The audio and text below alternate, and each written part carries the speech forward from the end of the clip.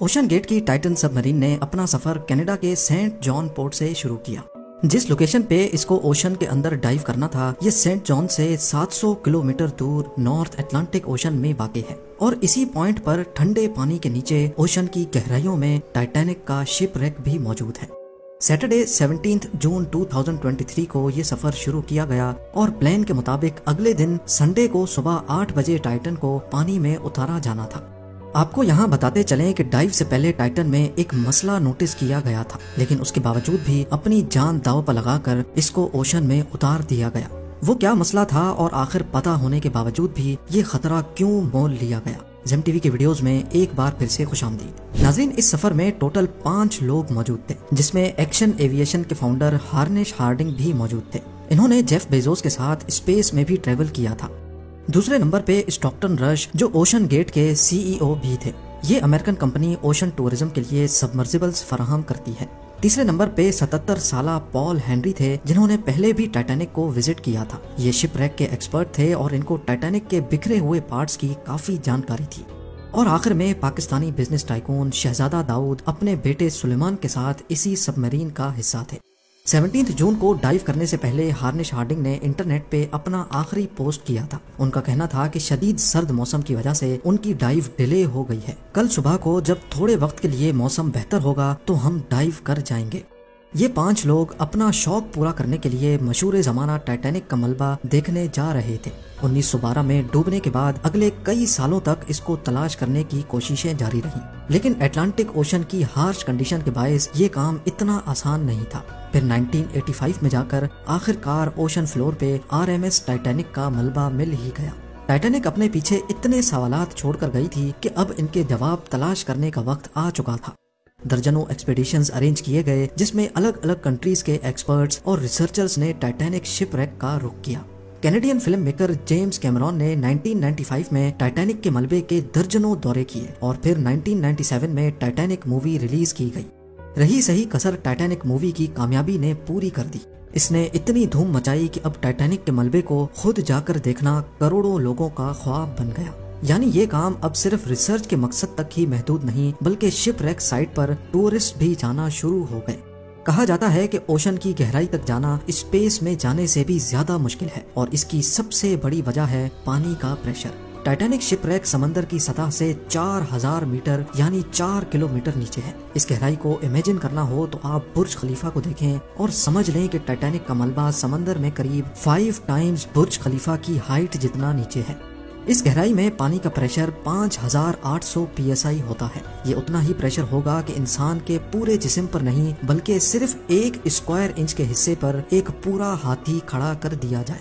तो अब आप अंदाजा लगा लें कि एक सबमरीन में कितने स्क्वायर इंच होंगे और उस पर कितना ज्यादा प्रेशर पड़ता होगा। खैर, संडे 18 जून 2023 दोपहर को 12 बजे सबमरीन का सफर स्टार्ट हुआ। नॉर्मली टाइटैनिक तक पहुंचने में 2 घंटे लगते हैं, लेकिन 1 घंटे 45 मिनटों के बाद ही मदरशिप पोलर प्रिंस, जो के ऊपर वेट कर रही थी, उनका सबमरीन से राब्ता टूट गया। अगर 2 घंटे टाइटैनिक तक पहुंचने में लगने थे तो सिर्फ 15 मिनट पहले राब्ता टूटने का मतलब है कि सबमरीन टाइटैनिक के काफी करीब पहुंच चुकी होगी। समंदर की इस गहराई में सूरज की रोशनी पहुंचना नामुमकिन है और यहाँ हर वक्त इंतहाई सख्त अंधेरा होता है।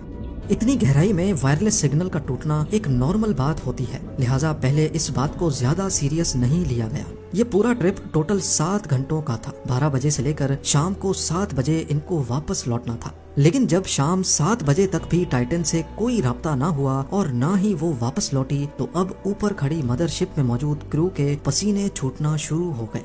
Canadian research vessel polar Prince ने टाइटन की तलाश शुरू कर दी। 9:40 पे उन्होंने US कोस्ट गार्ड से राब्ता करके मदद तलब की। अगले दिन मंडे को US और कैनेडियन शिप्स और प्लेन्स ने पूरे एरिया में एक प्रॉपर सर्च ऑपरेशन शुरू कर दिया। उन्होंने सिर्फ समंदर की सतह पर ही नहीं, बल्कि सोनार स्कैनिंग की मदद से पानी के अंदर भी अपनी तलाश जारी रखी। इस एरिया में जो कमर्शियल वेसल्स थी, उनको भी ऑर्डर दे दिया गया कि वो अपनी आंखें खुली रखें। अगले 2 दिनों तक ये तलाश जारी रही, लेकिन टाइटन का कोई अता पता ना चल सका। लेकिन फिर एक उम्मीद की किरण नजर आई। वेडनेसडे 21 जून को सुबह 6 बजे सर्च टीम को पानी की गहराइयों में से कुछ आवाजें सुनाई दी।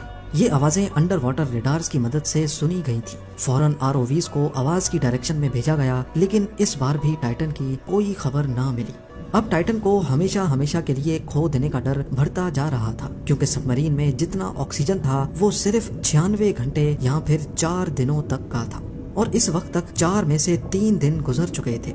लेकिन यूएस, कनाडा और फ्रांस की सर्च टीम्स ने हिम्मत नहीं हारी। थर्सडे 22 जून को दोपहर 12 बजे आरओवीज को टाइटैनिक के मलबे के पास भेजा गया। वहां पहुंचकर जो देखा गया वो वाकई दिल दहला देने वाला मंजर था।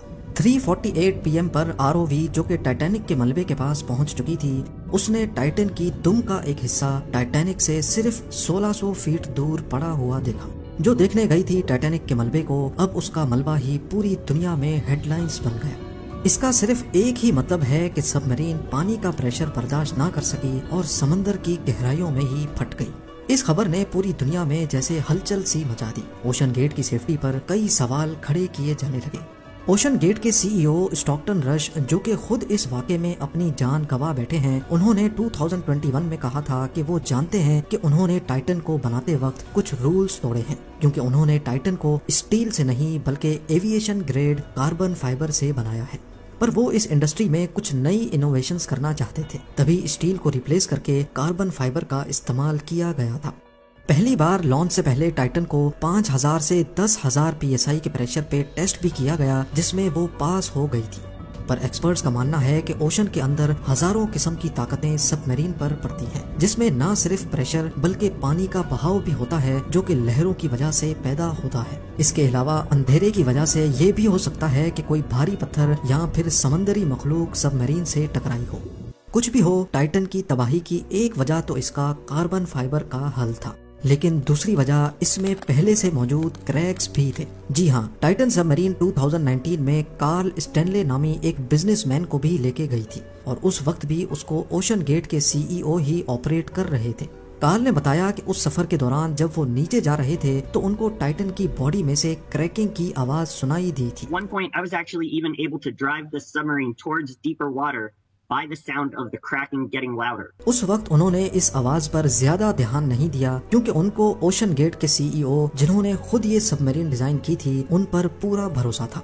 लेकिन इस हादसे के बाद उन्होंने CNN को बताया कि शायद वो आवाज इस बात की वार्निंग थी कि टाइटन की बॉडी पानी का प्रेशर बर्दाश्त नहीं कर पा रही। अगर ये बात सच है तो इसमें कोई शक नहीं कि टाइटन की बॉडी में क्रैक्स पड़ना पहले से शुरू हो गए थे। 2018 में ओशन गेट के एक एग्जीक्यूटिव ने टाइटन की कार्बन फाइबर बॉडी के खिलाफ आवाज उठाई थी। उनका कहना था कि ये मसला सबमरीन के फटने से सिर्फ चंद मिली सेकेंड्स पहले पता पड़ेगा, और हकीकत में भी ऐसा ही हुआ। जिस गहराई में टाइटन फटी है, एक्सपर्ट्स का कहना है कि उसको फटने में सिर्फ 0.3 सेकंड्स लगे होंगे। उम्मीद है जेम टीवी की ये वीडियो भी आप लोग भरपूर लाइक और शेयर करेंगे। आप लोगों के प्यार भरे कमेंट्स का बेहद शुक्रिया। मिलते हैं अगली शानदार वीडियो में।